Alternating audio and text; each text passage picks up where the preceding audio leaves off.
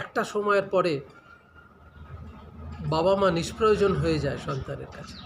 আজ আমি কিছু কথা আপনাদেরকে বলবো, দয়া করে সেই কথাটা নিজের জীবনের সঙ্গে রিলেট করার চেষ্টা কেউ করবেন না। এটা আমার অনুরোধ রইল আপনাদের কাছে। দেখুন, আমি কর্মসূত্রে ভারতবর্ষের বিভিন্ন প্রান্তে ঘুরে বেরিয়েছি। আজও আমি পশ্চিমবঙ্গের বাইরে। জানেন, একটা কথা কি, এটা কোনো ঠান্ডা নয়। আমি একটা আয়ুর্বেদিক ওষুধ খাই, আমার অনেক অসুখ আছে। এটা একটা ওষুধ। তখন কম বয়স ছিল, তখন মনকে গুরুত্ব দিইনি, প্রয়োজনকে গুরুত্ব দিয়েছিলাম। তবে একটা মানুষের আর কত প্রয়োজন হয়, এই প্রয়োজনটা সকলের প্রয়োজন ছিল। সেই সকলের প্রয়োজনকে গুরুত্ব দিতে গিয়ে নিজের মনটাকেই গুরুত্ব দিতে ভুলে গেছিলাম কোনো একটা দিন। তারপর যখন ধীরে ধীরে আমি বুড়ো হলাম, সকলের প্রয়োজন যখন ফুরিয়ে গেল আমার কাছ থেকে, তখন আমি আস্তে আস্তে নিষ্প্রয়োজনীয় হয়ে পড়লাম।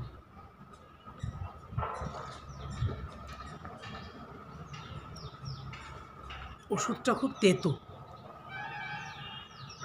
তো যাই হোক, সেই কারণে বলি, জানেন, সন্তান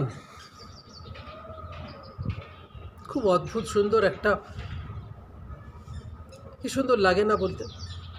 আমার সন্তান একটা সময়ের পরে বাবা মা নিষ্প্রয়োজন হয়ে যায় সন্তানের কাছে। সন্তান তখন বড় হয়ে যায়। সন্তান বড় হয়ে যাওয়ার পর সে করে কি,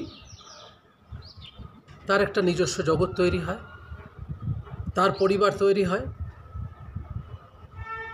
বাবা মায়ের থেকে মাত্র 500 মিটার দূরে থাকলেও দিনে নয়, সপ্তাহে নয়, মাসে নয়, বছরে কয়েকবার হয়তো এসে দেখা করার সুযোগ হয়। কিন্তু দূরত্বটা 500 মিটারের।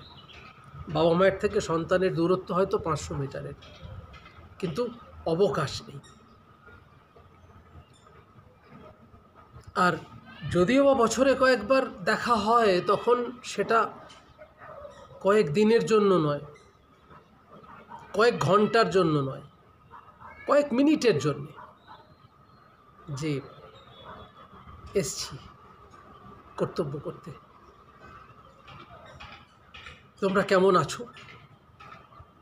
ভারী অবান্তর প্রশ্ন। এই প্রশ্নগুলো জেনারেশন, তো এরা জেনারেশনের কথা বলে, আমরা তো ব্যাকডেটেড। এরা আজকের প্রজন্ম। কেমন আছো? নিষ্প্রয়োজন তো, এই প্রশ্নটা করার তো কোনো প্রয়োজন নেই।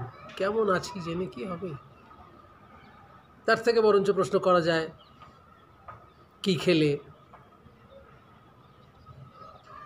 এখন কি করবে আমরা চলে গেলে। কারণ কেমন আছো শব্দটার মানে উত্তর দিতে গেলে না খুব কষ্ট হয়।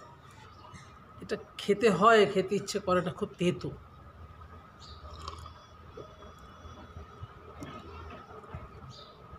যাই হোক, অসুখ তো মানে না। অসুখ তো শরীর থাকলেই তার রোগভোগ থাকে। আমরা কেউই তার ব্যতিক্রমী নয়, কারোর কম কারোর বেশি। আমার অনেক রকমের অসুখ বিসুখ আছে।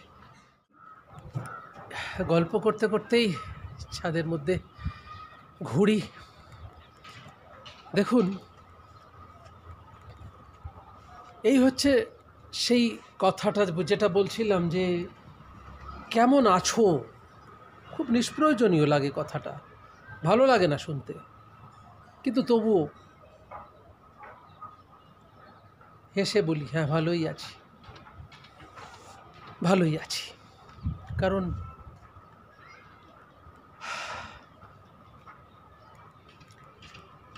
কি আর বলি বলুন, হাঁটতেও ভালো লাগছে না, ঘুরতেও ভালো লাগছে না। আবার এসে বসেই পড়লাম। বসি। এই প্রয়োজনীয়তাটা যখন ফুরিয়ে যায় তখন মানুষের অস্তিত্ব বড্ড মলিন হয়ে যায়।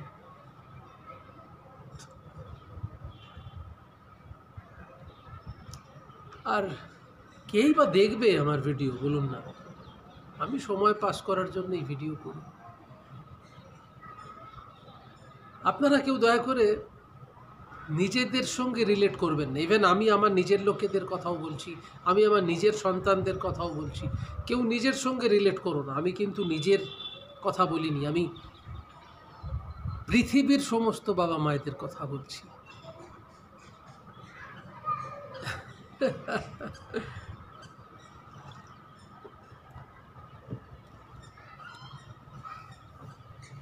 যাই হোক, আমার ভিডিও দেখবেন, চ্যানেলটা সাবস্ক্রাইব করবেন, এই অনুরোধটুকু রইল। আর লাইক শেয়ার করবেন, যাতে জীবনের বাকি সময়টা আপনাদের সঙ্গে যে ভিডিওই ছাড়ি সেটাই আপনারা দেখবেন, খুব আনন্দ হয় মনে। বিশ্বাস করুন, আমার তো বিরাট বড় চ্যানেল নয় যে আপনাদের কাছে ভিডিও ছেড়ে আমি রোজগার করি, কিন্তু আপনারা দেখলে ভীষণ আনন্দ পাই। তো একবার সিন করে সেই আনন্দটুকুই না হয় দেবেন। অনেক কিছু তো চাইনি, অনেক কিছু তো দিতে পারবেনও না। নিজেদের সন্তানরা, কারোর সন্তানেরাই কারোর বাবা মাকে কিছু দিতে পারে না। এক্সেপশনাল একটা দুটো বাবা সন্তান থাকে, সেগুলো দিয়ে তো বিচার করলে হবে না, বলুন? রোমিও জুলিয়েটের শেষ দৃশ্যে তো শেক্সপিয়ার রোমিও জুলিয়েটকে মেরে ফেলেছিলেন। তার মানে কি প্রেম মৃত্যুকে ইঙ্গিত করে? না, প্রেম মৃত্যুকে ইঙ্গিত করে না। তাই ঠিক আছে, চলুন, ভালো থাকুন, সুস্থ থাকুন, নমস্কার।